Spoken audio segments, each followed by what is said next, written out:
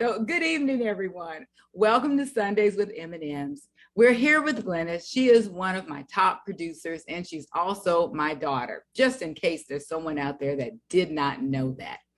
And we want to talk to you today about something that's been really sensitive. It's been all over the media, and it doesn't really hit home until it happens to you. So our goal is to educate people. Our goal is not to point the fingers or point blame, but we really want people to become genuinely more aware of their surroundings, of how they treat people, and what can be perceived as stereotyped or profiling, especially racial profiling, that even if that is not the intent, it's all in what it appears, what it looks like, and how you say what you need to say. So I'm going to set the stage. I sent Glennis to go and preview a home, and we'll tell you the city. We won't tell you the company or anything like that, because we want to protect the particular company. And I sent her to preview this home in the city of Corona. When I set up the appointment, I was setting up maybe 4 or 5 appointments at the time. So here is where mistake number 1 happened. When I text for the appointment, I actually text the wrong brokerage. So, you got to keep that in mind. That was a genuine mistake. However, the person that responded did not say, oh, this is the wrong property and you have the wrong number. They gave me an appointment. So I'm really not understanding. Maybe they were busy too. They had a lot on their plate, but since they responded, they gave me the appointment. We presumed we were good to go. We were solid. Gave them her credentials, her information, said she'd be there at 12 o'clock. Glennis shows up at the appointment to do a preview. We have an out-of-town client, and it's not uncommon for us to go in and preview homes and make videos to send to the client. So she goes in to do this preview, and I'm going to let her take it from there as to what happened. And then we're going to break it down piece by piece as to what could have happened, what we could have done differently. So Glennis, take it from here. Thanks, Mom. So I'm previewing a home in the city of Corona, and whenever I preview homes by myself, or even when I have female clients, even if it's a family, I always lock the door behind me, because it's crazy out here in the real estate market. Anything can happen. I know we see it on the news all the time. We see it on the internet. We see it in the blogs. So I lock the door right behind me afterwards, and I leave the lockbox open so that if another realtor is coming by, they can see that there is the lockbox. It's open. So obviously somebody is inside with the key, and then they just wait their turn, and then they go in after I'm done. So I'm previewing the property. I'm videoing it. I'm outside. I come in back inside, and I just hear the doorbell, but I don't answer, because it's not an uncommon thing for them to ring the doorbell or agents to knock on the door, because sometimes you do miss where the lockbox is if it's not on the door or on a water pipe. And this particular lockbox wasn't like that. It was just sitting there. So it could have been missed, maybe. So I'm like, maybe they'll figure it out once they find the lockbox, they'll go away. So I continue to video, and I'm walking through, and I go to one of the rooms before I head upstairs to video the rest of the house. And I hear them say, it was 2 of them, and I hear one of them say, I'm gonna just go get the key and unlock the door. So I'm like, what? So I go to the door, because obviously I don't want anybody to just come into the house while I'm in there by myself, and I can hear them. So I go out there, I unlock the door, and I see, they were like franticking, like looking through the window to see who was in the house, and then knocking on the door and ringing the doorbell. So it was a high concern for them. So I opened the door just to say, hey, I'm almost done. I'll be right out. I'm in here. Maybe they didn't know. And they're like, who are you? And what are you doing here? And they're just questioning me, and I don't even know who they are at the moment. I'm thinking they're another agent. So I'm like, I give them my card. I say, hey, I'm a realtor. I'm previewing the property for a client. Who are you guys? And they're like, we're the neighbors. And I said, okay. And so I'm just like, what do the neighbors want with me? Why are they ringing the doorbell? And they're like, well, we're just checking on the property. And I said, okay, so I'm almost done with the property, touring the property. And well, we need to, all of a sudden I hear the owner of the home come through the ring. Everyone has a ring these days when you're previewing. So the ring is the motion video where people can see who comes up to your door.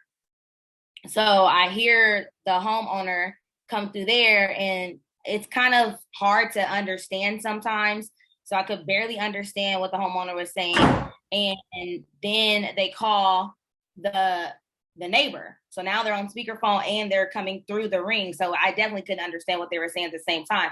So I just said, hey, I'm a realtor, previewing the property. And they're like, well, we weren't notified that anyone was coming to preview the property.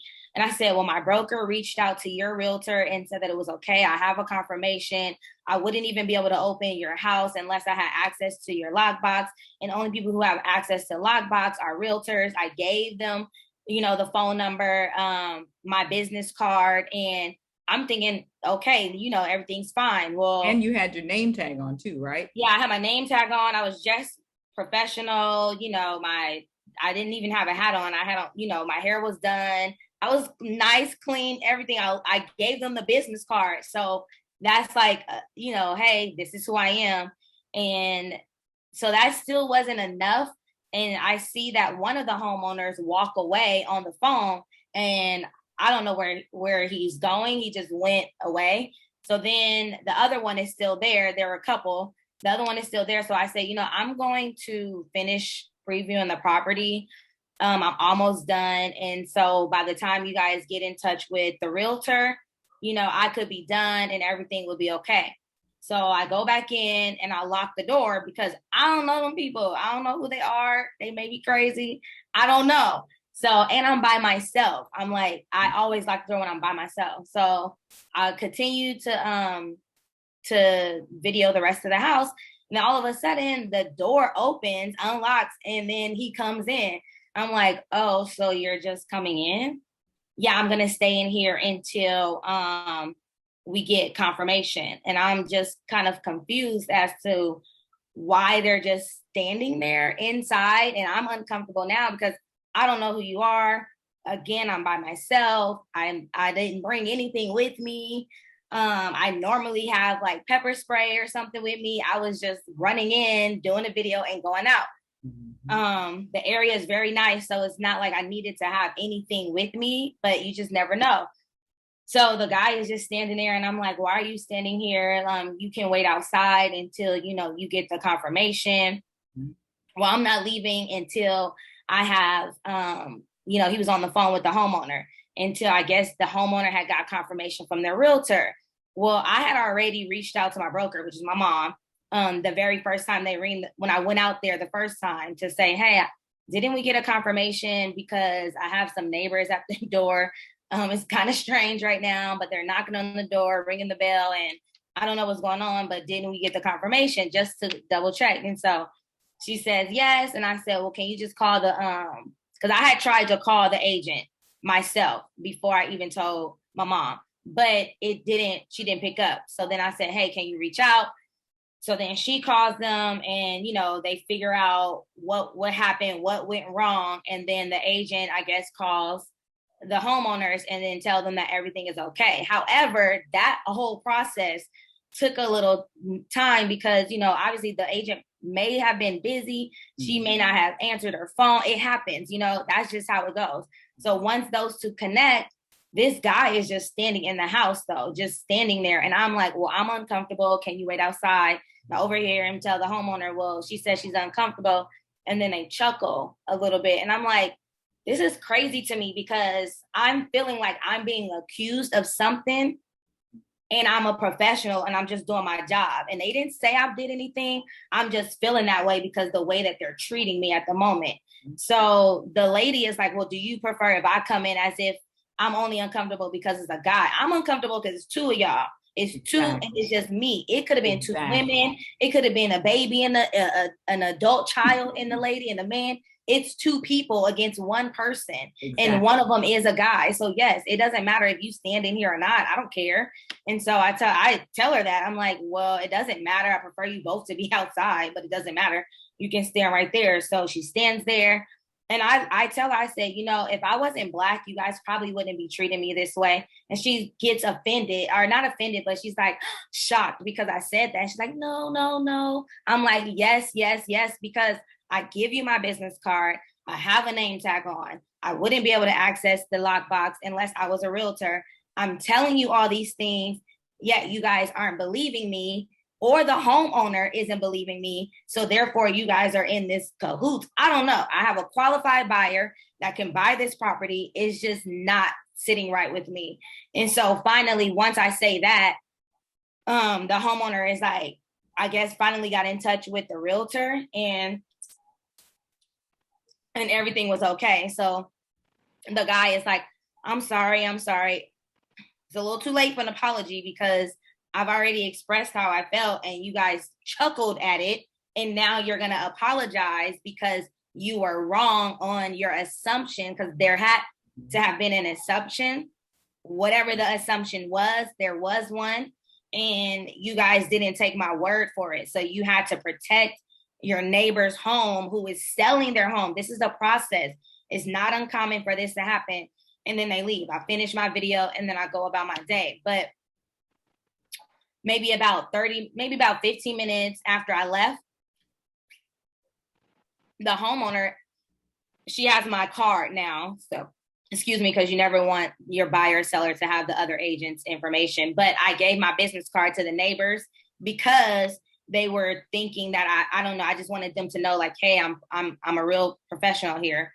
The homeowner ended up texting me, apologizing after the situation, saying, I know that, you know, it was uncomfortable. It could have been scary or uncomfortable. And I apologize for that. And at that time, it may have been, you know, she stated that they never used a lockbox before, so they didn't understand the protocol of a lockbox, which all of those statements that she mentioned could very well be true. However, they didn't reach out to an agent first, or if they did reach out to the agent, they didn't allow the agent to get back to them before they sent their neighbors to the house and made an assumption of something that I was doing, because she assumed, she said, you showed up with no clients.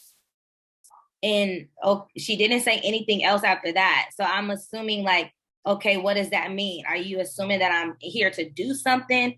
But I'm 5 feet, 130 pounds. Like, I'm not carrying nothing out nobody's house, no manual labor if I'm trying to take something, okay? I'm not doing that. So because I didn't have any clients, you assumed what? Why did you send your neighbors? I didn't respond back because, you know, I wanted to tell her, like, hey, you know, this could have ended very badly had it been something else. Had I not been calm enough, had I been a Black male, a bigger Black male, it could have been very different, because, or an agent that is licensed to carry, and you come in the door and then boom, like, it could have been, a lot of things could have happened. And instead of allowing the agent to reach back, or even the agent calming the person down, because every lockbox is connected to that realtor.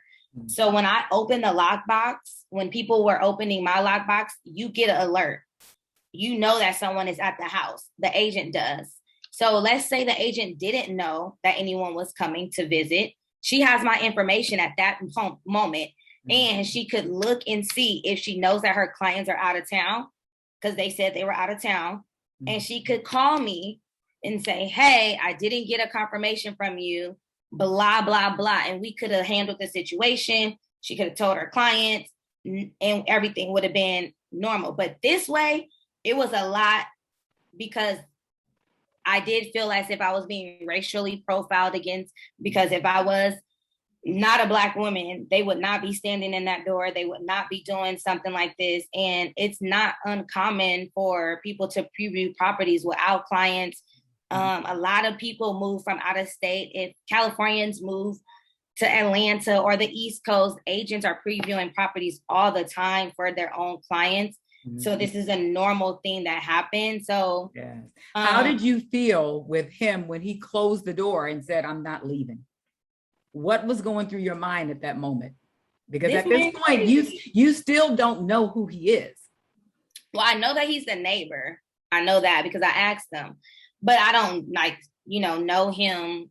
Like, I know, I'm not familiar with his name and things like that. But I thought this man was crazy because he came in and he tried to close the door. So I'm like, nah, bruh, we're going to open this door because I don't know you. I'm standing right here next. So I was standing like next to the door in case I needed to do anything, like get out and run or something. But I just thought this man was crazy. I'm like, this is weird, bro. Y'all, that's how I was thinking in my head. So I'm thinking in my head, like, this is weird. Like, what is going on? Like, why are they standing here? I'm just doing my job. And it's crazy because I had just seen something on social media about a Black realtor in the South and his client previewing a property, and the neighbors call the police on them. And the police come out and with the megaphone, come out the house, and have them coming out. Their guns are already drawn. They're walking out. And they're just doing their job. Like, he's just showing the property, which has been shown numerous of times. However, the neighbors assumed that these people were, so the same thing was happening to me. So I'm like, wow, like, what if the police was at the door, ringing the door, and I'm coming out and I'm like, what's going on? And the guns are drawn. Exactly. Like, any sudden move I do, it could have been the end of my life. So it's crazy. It's very emotional, not only as the broker, but also, as Glennis has said, I'm her mom. So when Glennis called me, I was previewing another property in Long Beach. She's in Corona. And my husband, Leroy, was also previewing a property in Anaheim. Now, he was a little closer to her than I was. So if push come to shove, I could have told him to get over there. But at that moment, at that very moment, it's like my daughter, because she's my daughter first, before she's the agent, my daughter, my baby's in trouble and I can't get to her. So the only thing that I could do at that moment was call the other agent. And thank God she picked up the phone. Had she not picked up the phone, I probably would have lost my mind. But she picked up the phone. We had a conversation.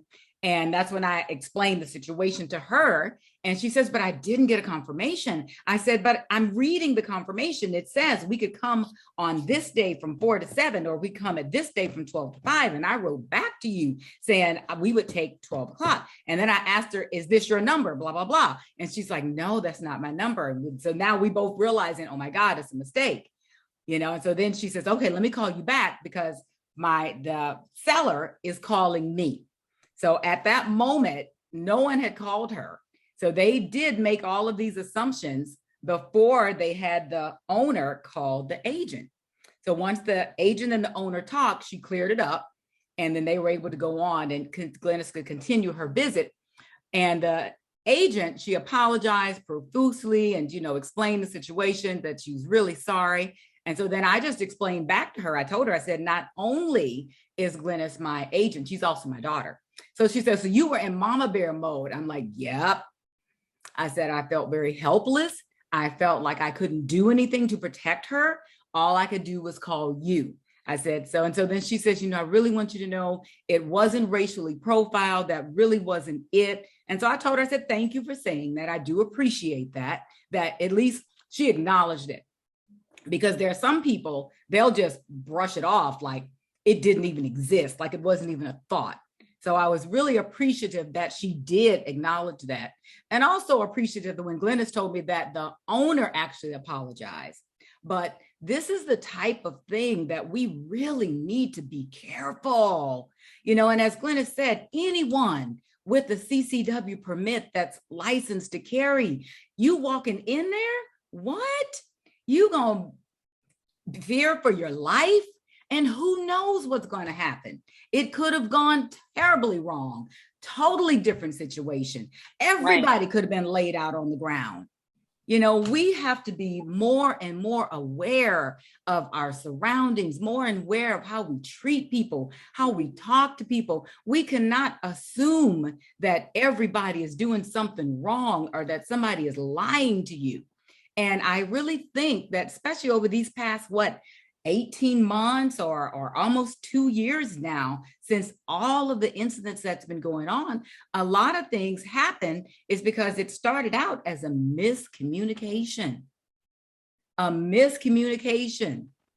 Even for the people that are doing wrong, give them the opportunity to explain and listen to them. Because you are going to find some people who are doing wrong. Because I know that there are viewers who are going to listen to this.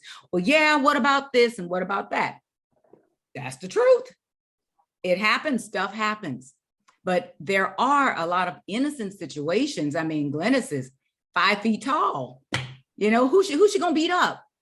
I can fight now. but yeah, not in an big old giant person. You don't know. You don't know what they're thinking. You have a lot of people who are out there who are mentally challenged, who are, going about their life, and you think everything is okay. And then it's not. The next thing you know, they chasing you around the house with a butcher knife. It happens. Right. And I'm sure the neighbors were, once everything is all hindsight 2020, are trying to protect their neighbors or their neighbor's home. However, when you come and you're protecting, and if I'm watching and I know that my neighbors are out of town, but I know that my neighbors are selling their house because there's a sign in the yard, that's a big giveaway, one. And there's a lockbox and I have access to it. So even though they have a good intention of protecting their neighbors, they still didn't back down. It wasn't like, okay, I believe you are. Let me calm my neighbor down. Hey, she gave me her business card. Yes. Hey, maybe you should reach out to your realtor because this is another realtor. Everything seems to be fine. She's okay. We'll stay right here while she go finish previewing. They could have stayed at the door outside and I would have been okay with that. But not to just be so aggressive and just not believe what I'm saying or having me feel that you're not believing what I'm saying, or having me feel that you're accusing me of doing something that I haven't even done. And I can't even do my job when I've explained to you that I'm the professional. So that's where the miscommunication is. It's like she said, don't automatically assume that it's something going on. If I'm telling you this, okay, take my word and be on the phone with your neighbor outside this door, not inside the house. At least check it out, because that's one of the main things with defense is that when things happen, the first thing that you feel is I'm in fear for my life. That is the first thing the officers will say. I shot him because I was in fear for my life. And that's a true statement. If you are standing in front of the door, blocking the door, there is no exit on the other side of the world except going through this person, and you can't get out. That is a situation where you are in fear for your life, But I want to say that you did really good. Even the realtor, so she must have talked to the neighbors or somehow. She did say that you were professional, that you did exactly what you were supposed to do. And I have to commend her because she, we text back and forth for a good little while, and she did her part to calm things down. She did. She did. I called her and she didn't answer at that moment. And then I called you, and then she called me back right after she talked to you. And so she told me, she was like, put yourself in the neighbor's position. They just didn't know. And I said, I understand that part. I'm not saying that I don't understand that the neighbors didn't know. They didn't know. Nothing was communicated to them. I told her, I said, however, the neighbors need to understand that this could have ended differently. Like, I was very uncomfortable. This man is in the house. I'm uncomfortable, and so are the neighbors. But the neighbors are away, and nothing is wrong. I'm uncomfortable, and there's people in my face. making me uncomfortable. Exactly. So it's a little different type of uncomfortable feeling. Mm-hmm. And so she was like, yeah, I understand. Everything's worked out though. So you can finish. At that moment, I'm just ready to go. I'm hurrying up. I was trying to slow down. Just ready to go, because the neighbors, they're in their environment. They're in their home. They got their house right there. This is their friend's house, and they're in their environment. You're the one that's in a different environment. What if you weren't you? What if you weren't in your calm, rational mind? What if you did have a CCW? One of y'all could have been dead, because who's to say that he didn't have a CCW also? Right. You don't know. You don't know. I think that, because when I was sharing that information with Leroy said, I would have just called the police. He said, I would have called the police and let the police deal with it. And I would have told them, this is what's happening. This is where I am. And they need to come, and then again, same thing. Now, the information that the police hear on the radio, they may not get the whole entire story. You just don't know. There's so much out here in the world that has everybody on heightened alert. We really need to come together, all communities, all races, everybody, have these challenging conversations. That's why I decided to do this, to bring awareness to people that, yes, this can happen. Yes, this is what it looks like. It's not just that we're saying this because of the color of our skin, but this is the probability of what it looks like. And if it looks like that, if it feels that way, you can't change a person for feeling how they feel. It's all in how you react. And in this situation, Glennis did everything correct. She communicated with the neighbor. She gave her identification. She again identified why she was there. She called her broker and her mama, and she called the agent. There was no one else left for her to call other than the police. And since he hadn't physically touched her, she felt comfortable enough that the situation was in control to where you didn't need to call the police. And she did a really great job. So for that, you are to be commended. I'm very proud of you. Very proud. You represented our company and our brand very well. So with that being said, if you see this young lady out here and she is previewing property for her client, leave her alone. Because Mama Bear gonna have to come get you. Leave me alone. So what do you want to leave the viewers with? What teaching moment can you leave the audience? I don't know. I guess I would just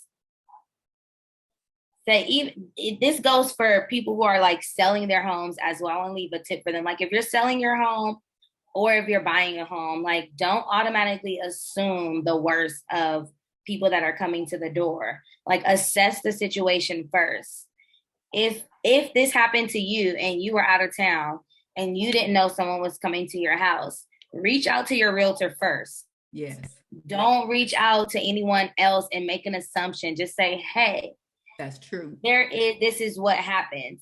I mean, I've had clients where they don't like people coming to their house as well. So I get it. But there has been times where I have made appointments for my clients and the realtor did not let their clients know. Yes. And it could have been the realtor could have just been busy. Mm-hmm. The realtor could have been a bad realtor. I don't know. Something could have happened. Could have done like me and just text the wrong person.